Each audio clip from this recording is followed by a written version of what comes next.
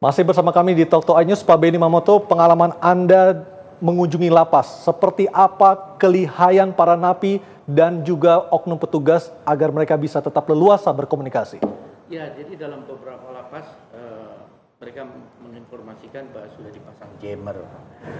Ternyata tiba-tiba kami menerima SMS dari salah seorang napi yang kebetulan Langsung ke Pak Benny? Iya, kebetulan kita bina dalam konteks untuk memantau situasi di dalam pergerakan sindikat.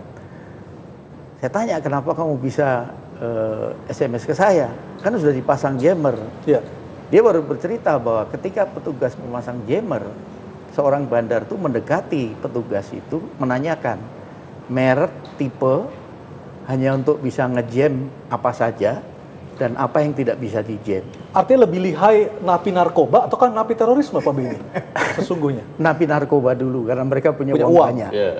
Baru yang nebeng. Artinya napi terorisme ini menebeng dengan napi narkoba kepada napi narkoba. Iya. Baik, kita sudah tersambung dengan Afendi, kerabat terduga pelaku teror di Meruya, Jakarta Barat, M. Ali. Selamat malam, Pak Effendi.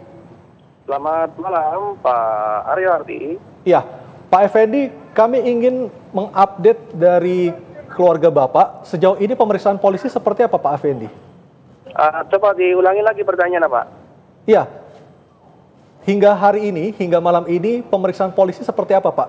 Dengan keterkaitan dugaan pelaku teror M. Ali di Meruya, Jakarta Barat. Sampai saat ini pun pemeriksaan yang terkaitan masih berjalan, Pak. Kita dengan aparat-aparat yang ada tempat dan bahkan sampai Polres, sampai yang namanya Resmob juga pada ada di lingkungan kami, Pak. Oke, Pak, apakah Bapak selama ini bisa melihat atau mencium kecurigaan ataupun ada yang aneh dari sosok M. Ali sehingga M. Ali akhirnya ditetapkan sebagai orang yang diduga terlibat dalam pelaku ledakan bom di MH Tamrin Kamis pekan lalu, Pak?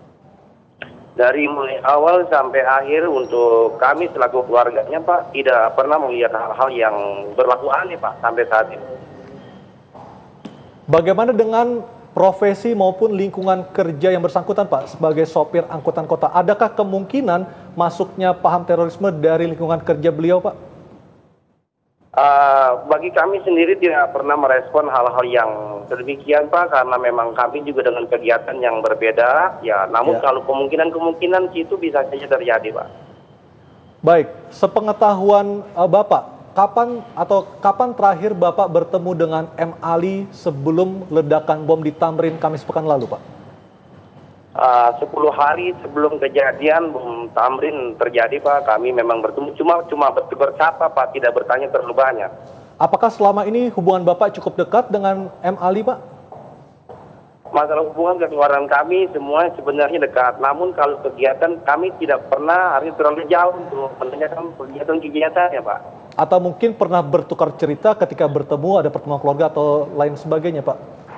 Sampai saat terjadinya pun belum pernah cerita kepada keluarga, apalagi terutama saya selaku RT-nya, Pak. Baik, apakah sebelum kejadian rumah M. Ali mungkin pernah didatangi oleh orang-orang yang sebelumnya tidak pernah terlihat di lingkungan tersebut, Pak? Kami belum pernah lihat ada orang-orang yang berkaitan dengan pembunuhan Tamrin, Pak. Sampai saat terjadinya itu nihil, Pak, tidak ada tamunya. Baik, artinya tidak ada orang yang mencurigakan maupun tindak tanduk yang mencurigakan dari M. Ali. Intinya seperti itu, betul, Pak? Ya, betul, Pak. Oke, ketika polisi datang, Pak, apa yang disita sebagai barang bukti dari rumah M. Ali di Meruya, Pak? Secara kebetulan cuma hanya catatan buku-buku, Pak, yang saya lihat yang diambil, mungkin itu sebagai mata pelajaran, Pak. Buku-buku apa, Pak? Buku-buku pelajaran mengarahkan soal agama, namun kami nggak sempat baca itu buku apa gitu, Pak. Oke, baik. Pak Effendi jangan ditutup dulu. Saya ada siap. 3 orang tamu di studio kami di Kebon Sirih. Mas Haris, apakah menurut Anda ada sopir angkot M. Ali yang disebut-sebut sebagai salah seorang yang diduga sebagai pelaku teror di MH Tamrin? Anda Anda setuju dengan hal ini atau Anda percaya? Soal profesi itu nggak relevan Oke. kalau dikaitkan dengan sikap Iya. seorang itu radikal atau tidak. Ini persoalan mindset. Seorang bisa menjadi tukang sapu, bisa menjadi penjual sate, tapi dia punya pemikiran yang keras, bisa jadi.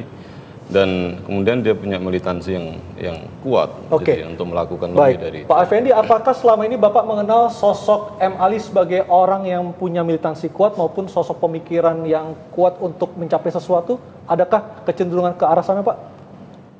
Kalau dilihat dari pekerjaan tersebut, Pak, nah, artinya betul kami juga melihat daripada kekerasan yang di lapangan seperti antara tadi yang Pak Arif bilang, yaitu menarik supir angkot, Pak. Oke, apakah sehari-hari seperti apa Pak sosok M. Ali ini? Kalau di lingkungan kami memang sampai saat ini Pak Ali itu tidak pernah berbuat pula ataupun yang aneh-aneh, melainkan kegiatan-kegiatan ibadahnya itu Pak artinya betul-betul bagus. Apakah ia juga termasuk tipikal orang yang mempunyai militansi yang kuat, Pak Effendi? Memang kalau untuk mengarah soal ke situ, dia memang termasuk orang yang tipikal kuat Pak, masalah tentang prinsip gitu Pak. Oke, konkretnya seperti apa Pak dari sosok tipikal kuat itu Pak? Di antaranya kalau dia sudah punya keyakinan, dia tidak akan bisa ngerubah-rubah. Kalaupun dia siapapun yang mengasih nasihat itu nggak bisa, nggak gampang Pak. Oke, Pak Beni, apakah ini bisa menjadi modal dasar bagi seseorang untuk mudah direkrut oleh kelompok terorisme, katakanlah diperalat dan diperdaya seperti itu? Ya, ada beberapa memang yang kami temukan ya selama kami melakukan pemeriksaan maupun penelitian. Pertama, kalau yang sekolahan, Ya. rata-rata orang IPA. MIPA? IPA. Oh IPA, oke. Eksak. Eksak, ya. Dr. Rasahari lah, Bahru Ya. Naim lah, dan sebagainya.